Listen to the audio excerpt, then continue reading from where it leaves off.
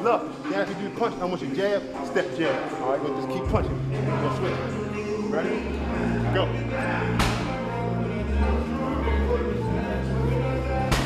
Whip him out, whip him out, whip him out, whip him out. So now, what we gonna do? We can pick it up a little bit. We ain't really gotta pick it up. We're gonna throw shots in the inside. Because a lot of fighters I see doing the pass, they're doing it like this. Their hands is not turning. So when you're on the pass, your hands must turn. Come on, jump, jump. I'm jumping. There you go, jump. Come on. Come on, jump. Jump. There you go, jump on. Come on. As the showdown between Jake Paul and Gervonta "Tank" Davis draws near, Floyd Mayweather has joined Davis's training camp, igniting excitement across the boxing world. Mayweather's lightning speed, precision footwork, and fierce intensity were all on display during the electrifying session. His presence sent a loud, unmistakable message: this fight is no sideshow. Under the guidance of the undefeated legend himself, Davis is focused, honing every skill, and prepared to unleash his absolute best inside the ring. Good.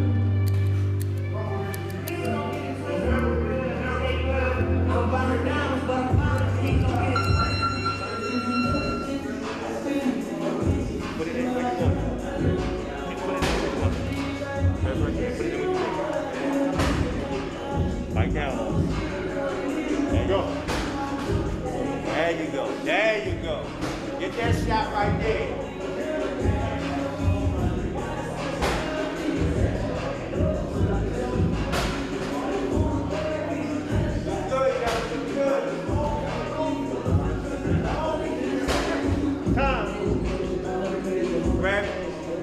There you go.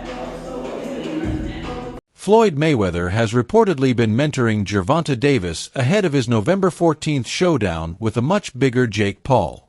In grueling training sessions, Mayweather has been sharpening Davis's timing, counter-defense, and ability to exploit openings against taller opponents. He's drilled him on slipping punches, mastering body angles, and unleashing explosive power on the inside. These techniques aren't random.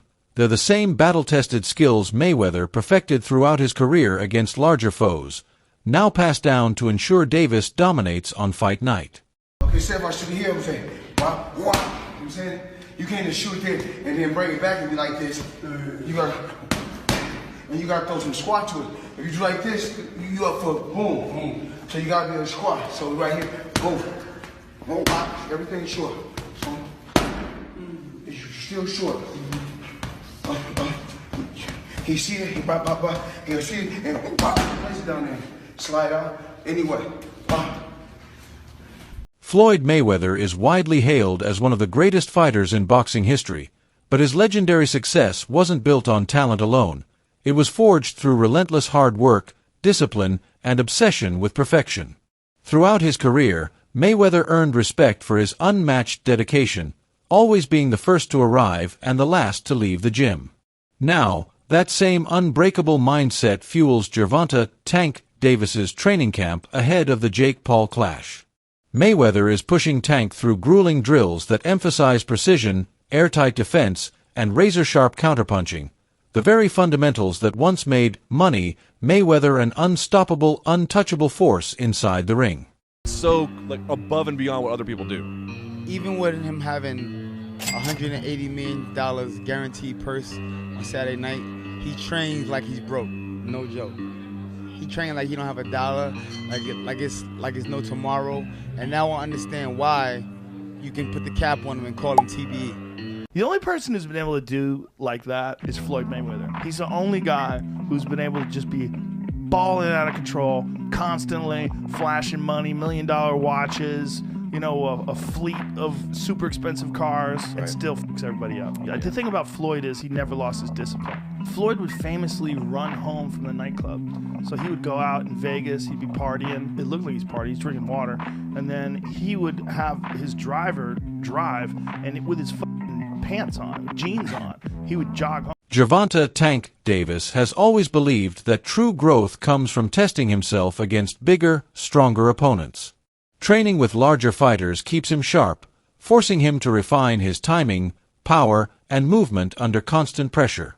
It's a brutal but effective approach, one that's forged his confidence and mental toughness over the years.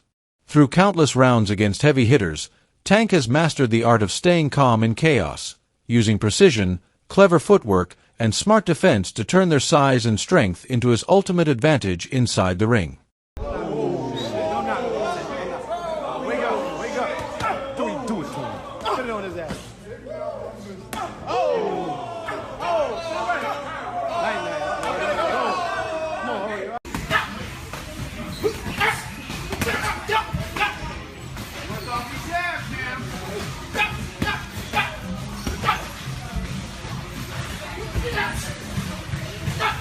Recent reports from Gervonta "Tank" Davis's camp suggest he's been dominating sparring sessions against opponents much taller and stronger than him, and the results have stunned everyone watching. Observers claim that even seasoned sparring partners, men used to relying on their size advantage, have been shaken by Davis's explosive power. One insider described a much bigger fighter stumbling back into the ropes after Tank landed a perfectly timed shot. But these sessions aren't for show. They're calculated, high-intensity stress tests designed to toughen Davis both physically and mentally. Every round pushes him to refine his timing, sharpen his accuracy, and prove that power and precision can neutralize any size advantage in the ring. Gervonta Davis knocked out heavyweight in brutal sparring session, and it just makes me think. You're willing to go spar with heavyweights, but you're not willing to go fight people that you should be fighting. You know what I mean? You're fighting Lamont Roach. His sparring partners was like, man, I was about to spar Tank. He was sparring this big boy, a heavyweight boy. And Tank hit him so hard, he was on the ropes like this, hanging. I thought he died. I was like, man, I hope you don't do this stuff to me. When Davis asked to confirm whether it was true, the WBA lightweight champion said, stuff be happening. Best not to get in there with me. That's it. This guy has all the skills in the world to knock out even heavyweights in sparring, and yet he won't fight Shakur Stevenson. He won't fight Teofimo Lopez. He won't fight anyone that he needs to fight to become great. He's fighting Frank Martin and Lamont Roach. You know what I mean? It's just truly crazy. But hey, it's his career. If he wants to just make money, the easiest money that he can, without fighting the hardest competition. Meanwhile, Jake Paul is ramping up his preparation like never before, making major changes to his training strategy. One of his biggest moves has been bringing in Shakur Stevenson, a world-class southpaw known for his slick defense, elite timing, and lightning-fast hands, as a sparring partner. Multiple reports reveal that Paul is working closely with Stevenson to refine his speed, agility, and ring IQ. He's shifting his focus away from pure strength and bulking, instead training to become quicker, lighter, and more responsive. The goal is clear, to mirror Gervonta Davis's fast-paced, technical fighting style so that when the bell rings, Paul isn't surprised by Tank's explosive speed, precision, and relentless pressure inside the ring. Kind of keeping me up at night. Jake, how do you prepare for, like you said, a guy who is shorter than you? How do you find a sparring opponent to replicate something that obviously, you know, there's nobody else out there that's Tank Davis? How do you prepare for a guy that's different stature-wise? Yeah, no, we have world champions. Raymond Ford in the 130-pound weight class. We got Montana Lovin. Shakur Stevenson is coming in this week. So Wow. just sparring against guys on their level and people who have, you know, been doing this their whole entire lives. But we're really focusing on speed. And not as much on power. I'm not doing as much like weightlifting and all of that stuff. I'm actually trying to like lose some muscle so that I have less weight and so that my punches are coming off faster. I know the answer to this question. Is there any kind of universe where you view just surviving this fight as a win? Like for me, I never let myself go there. You know, I'm a fierce competitor and always need to have the W and come out on top. And also shock the world and even shock myself and show myself. Daniel Cormier pointed out that Jake Paul's significant size advantage overshadows the excitement surrounding the fight, making it hard for fans to view it as a genuine contest. He emphasized that the weight difference isn't just about physical mass. It impacts stamina, punch resistance, and overall safety inside the ring. While Cormier admitted the matchup might attract attention and curiosity, he argued it lacks true sporting value. He also warned that prioritizing spectacle over skill could ultimately harm boxing's authenticity and long-standing integrity. It was 190. Dean, that's bad. Because you know what that tells me? That tells me that even he recognizes that he's too big for him. Yes. He recognizes that he's too big for him. I'm wondering how this even came about. It can't be that Gervonta Davis needs money. That can't be the reason why He's been a world taking champion so recently. How could he be broke?